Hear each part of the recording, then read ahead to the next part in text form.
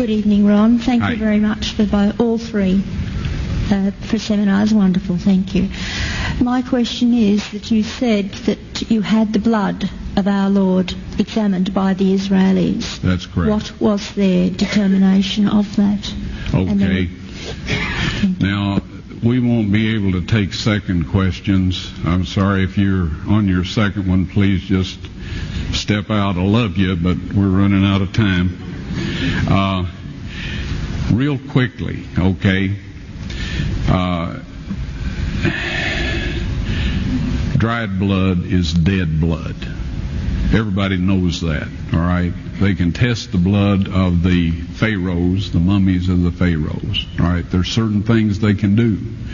They cannot get a chromosome count by any method I'm familiar with, all right? Things keep changing. I don't profess to know everything. However, there's no way I know that you can get a chromosome count out of dead blood. You can get a DNA and some other things, but not a chromosome count, all right? That's done by living white blood cells. Now then, first of all, in this analysis, I took the blood into a laboratory in Israel. I asked one of the people I work with in antiquities, where is a good laboratory that does reliable work? And they said, such and such, such and such. I took it. I just said, please examine this blood and tell me what you can tell me about it. All right? They said, well, look, we're going to reconstitute it. We're going to put it in normal saline and keep it at body temperature for 72 hours with gentle swirling. All right? That's their business. That's great. I said, now I want to be there when you check it out. They said, fine. So I was back. They checked it out. I said, now, they said it's human blood. We can tell that. They did whatever tests they need to do. And then I said, take some of the white blood cells and put them in a growth medium and keep them at body temperature for 48 hours. And they said, well, that'll do no good because it's dead blood. I said, would you please do that for me? And they said, okay, we'll do it.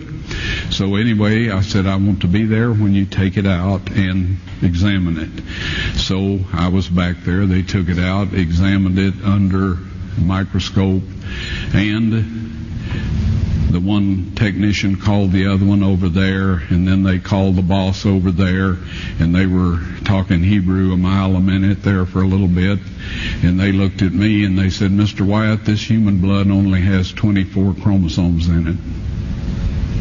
Everybody else has 46. You see, 23 from your mother, 23 from your father, 22 autosomes from your mother, 22 autosomes from your father.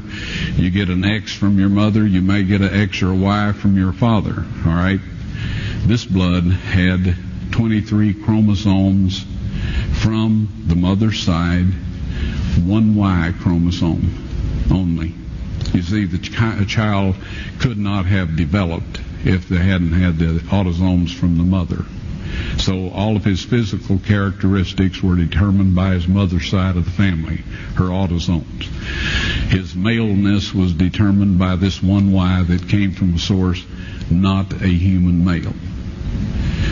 Then they said, this blood is alive.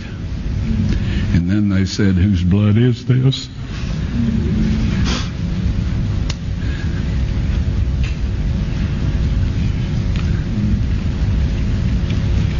I said, it's the blood of your Messiah.